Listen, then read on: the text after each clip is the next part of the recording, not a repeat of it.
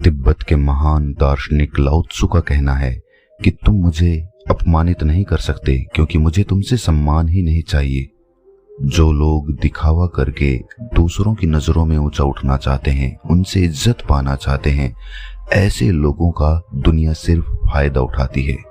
अगर आप दूसरों से सम्मान पाने की इच्छा छोड़ दो तो आपका अहंकार मिटना शुरू हो जाएगा, और जब आपका अहंकार बिल्कुल खत्म हो जाएगा तो लोग अपने आप ही आपकी इज्जत करने लगेंगे। लेकिन समाज में रहते हुए लोगों के बीच अपनी इज्जत कैसे बनाएं? इसके लिए कुछ मूलभूत सिद्धांत होते हैं। इस कहानी के माध्यम से हम उन्हीं सिद्धांतों पर चर्चा करेंगे। तो चलिए कहानी शुरू करते हैं।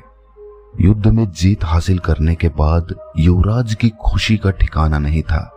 उसके पिता यानी कि उस राज्य के राजा, जो हमेशा अपने बेटे को निकम्मा और नकारा समझते थे, आज उसके रणकौशल का जरूर बखान करेंगे। आखिर विरोधी सेना कितनी ताकतवर थी, लेकिन इतनी बड़ी सेना का सामना करके आज युवराज ने जीत हासिल की थी।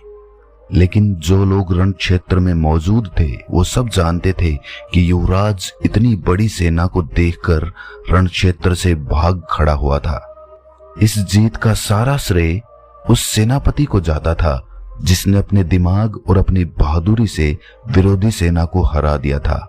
युवराज ने सेनापति को अकेले में बुलाकर पहले ही समझा दिया था कि मेरे पिता को ये हरगिज पता न लगने पाए कि मैं युद्ध मैदान से भाग खड़ा हुआ था। उन्हें यही लगना चाहिए कि ये युद्ध मेरी वजह से जीता गया है। जब राजा के कानों में ये बात पहुंची कि युवराज युद्ध जीतकर वापस आ रहा है, तो उसे यकीन तो नहीं हुआ कि उसका बेटा इतना बड़ा युद्ध जीतकर वापस आ सकता है। कहीं ना कहीं राजा को मालूम था कि इस जीत के पीछे उनका सेनापति हो सकता है। आखिर वो बचपन से अपने बेटे को देखता हुआ आया था। उसे पता था कि उसका बेटा कोई ऐसा काम नहीं कर सकता जिसको करने के बाद लोग ये कहें कि ये है राजा का असली बेटा। उसे अपना बेटा नकारा और निकम्मा लगता था।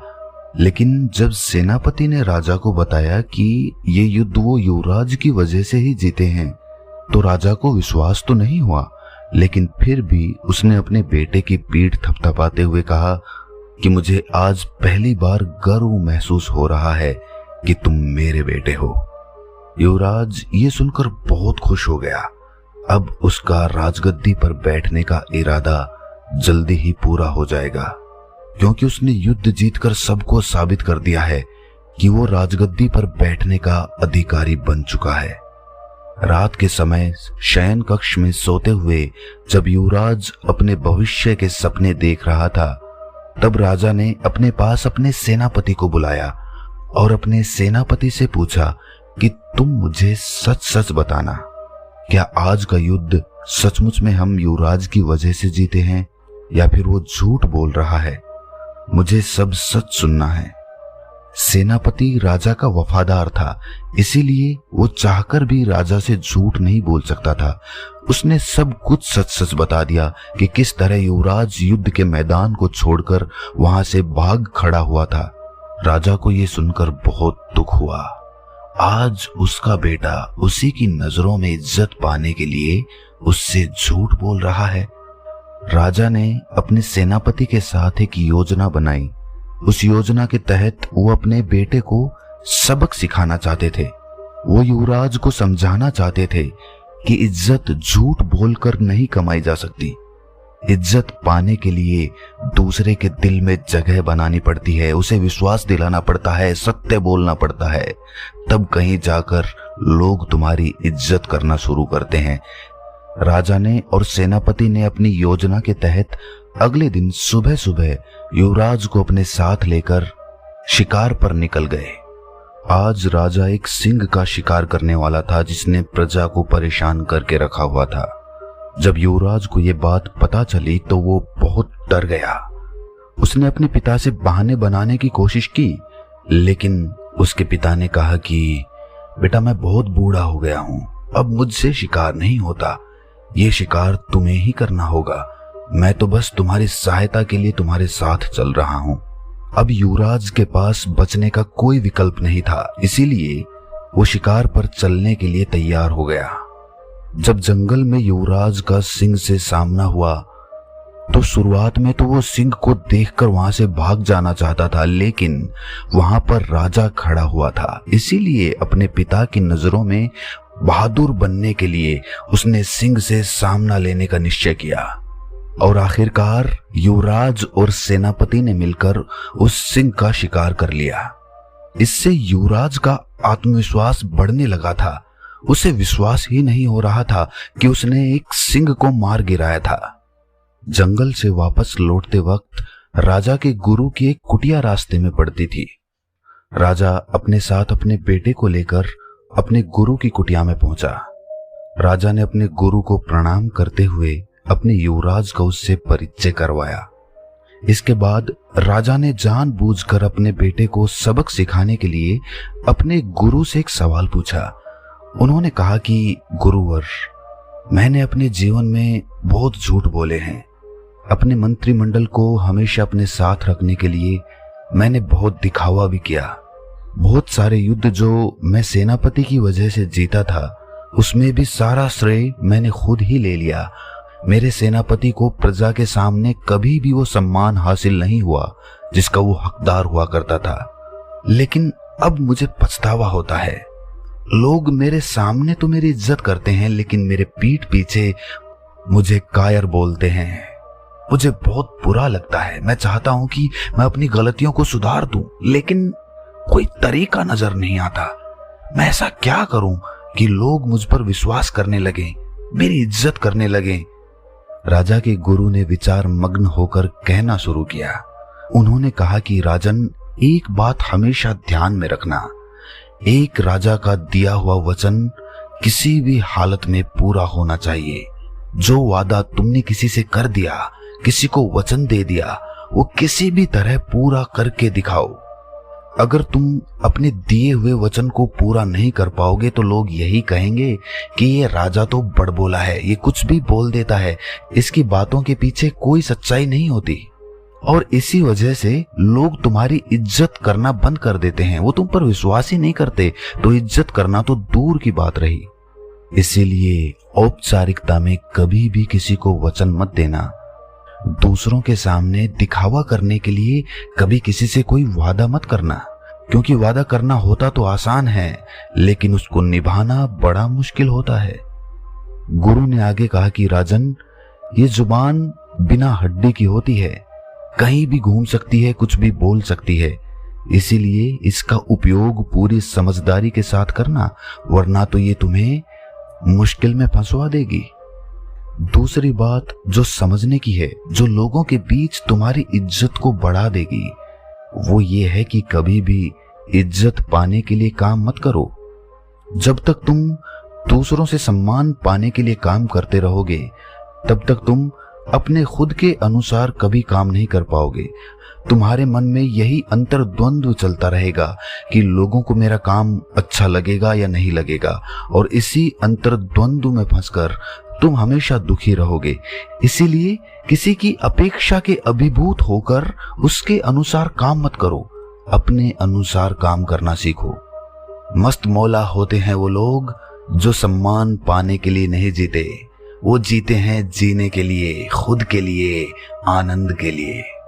और याद रखना, अगर तुम सम्मान पाने के लिए काम नहीं करोगे तो कोई तुम्हारा अपमान भी नहीं कर पाएगा। तीसरे उपदेश की चर्चा करते हुए गुरु ने समझाया कि राजन, कितनी भी कठिन परिस्थिति क्यों ना हो, चाहे तुम्हारी जान ही क्यों ना चली जाए, लेकिन हमेशा सत्य बोलना सीखो। सत्य बोलना ही लोगों में तुम्हारा विश्वास कायम करता है। सत्य बोलना इतना आसान नहीं होता, क्योंकि सत्य बोलने की वजह से हो सकता है कि तुम्हें बहुत सारी दिक्कतों का सामना करना पड़े, क्योंकि सच हमेशा कड़वा होता है। बहुत सारे लोग उस कड़वे घूंट को पीकर शांत नहीं बैठेंगे, वो तुम्हें परेशान करेंगे, तुम्हें दुखी करेंगे, और इसी कारण तुम वो बोलना शुरू कर देते हो जो लोग सुनना चाहते हैं, और जो कि झूठ होता है। झूठ किसी भी परिस्थिति में तुम्हें खुद से दूर ही लेकर जाएगा। गुरुवर ने अपना अगला उपदेश बताते हुए कहा कि राजन, तुम एक राजा हो, पूरी प्रजा का भरोसा तुम पर है, इसलिए कोई भी काम करो वो सबकी भलाई के लिए होना चाहिए। सिर्फ अपने फायदे के लिए किया गया काम दूसरों की नजरों में तुम्हें इज्जत नहीं दिला सकता। इज्जत तुम्हें वही काम दिलाएगा जो तुम सबकी भलाई के लिए करोगे। हम लालचवश ये भूल जाते हैं कि जो काम हम कर रहे हैं उससे दूसरों का कितना नुकसान होगा। अपने फायदे के लिए हम ये अपने दिमाग से निकाल देते हैं कि ये काम सिर्फ हमें फायदा पहुंचाएगा, बाकी सबको नुकसान पहुंचाएगा। और ऐसा काम करने के बाद तुम क्या अपेक्षा करते हो कि लोग तुम्हारी इज्जत करेंगे? तो तुम बड़ी भूल में फंसे हुए हो राजन।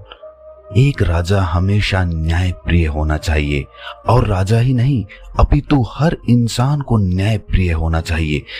किसी के प्रति ज्यादा लगाव के कारण हम अन्याय कर देते हैं, हम न्याय नहीं कर पाते हैं। और ये बात सिर्फ तुम पर लागू नहीं होती राजन, ये बात हर उस आदमी पर लागू होती है जो एक ग्रस्त जीवन जी रहा है। ग्रस्त जीवन में जब भी कोई झगड़ा होता है तो आदमी लगाव के कारण अन्याय कर देता है, न्याय करने की क्षमता अपनी खत्म कर लेता है, और इसीलिए घर परिवार में उसकी इज्जत कम होने लगती है। लेकिन इसके विपरीत घर के मुखिया को हमेशा न्याय प्रिय होना चाहिए।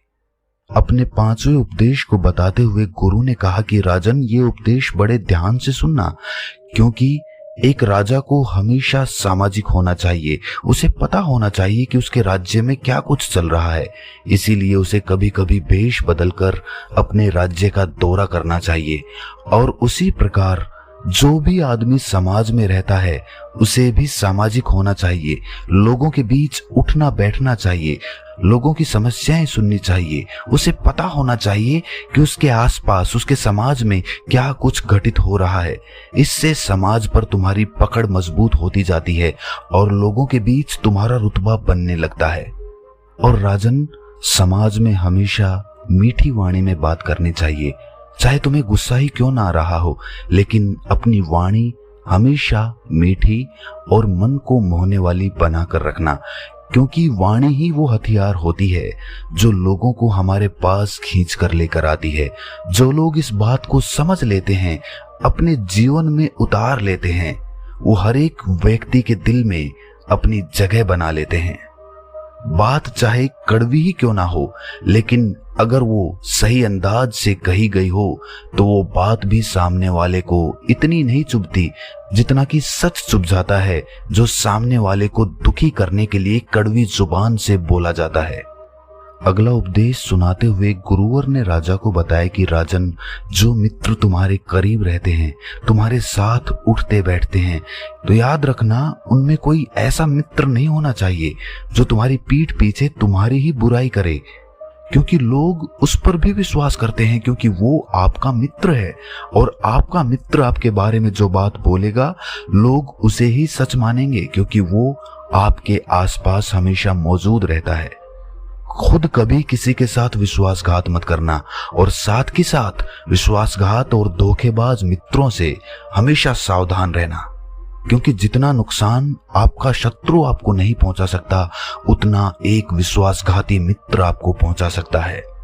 इसके बाद राजा के गुरु ने युवराज को संबोधित करते हुए कहना शुरू किया कि युवराज, तुम आने वाले समय के सम्राट हो, तुम ही इस राजगद्दी के असली हकदार कहलाए जाओगे। इसीलिए इन नियमों का अपने जीवन में जरूर अनुसरण करना। अगर तुम एक न्याय प्रिय और प्रजा के प्रिय राजा बनना चाहते हो तो इन नियमों का कभी भी भूलकर भी उल्लंघन मत करना, वरना तो तुम अपनी प्रजा के दिल में कभी भी जगह नहीं बना पाओगे।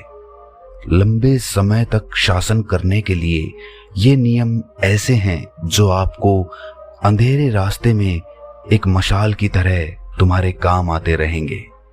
ये कहकर राजा का गुरु जंगल से लकड़ियां बटोरने के लिए निकल जाता है और राजा अपने युवराज और सेनापति के साथ अपने राजमहल में वापस लौट आता है।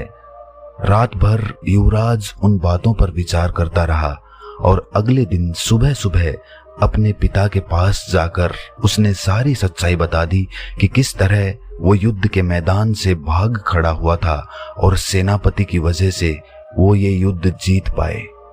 राजा को अपने बेटे के मुख से ये सच्चाई सुनकर बेहद प्रसन्नता हुई।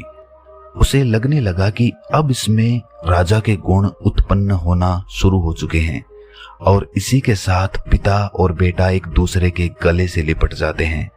तो दोस्तों, कैसी लगी ये कहानी आपको कमेंट सेक्शन में जरूर बताना, और अच्छी लगी हो तो इस चैनल को सब्सक्राइब करके नोटिफिकेशन बेल को जरूर प्रेस कर देना।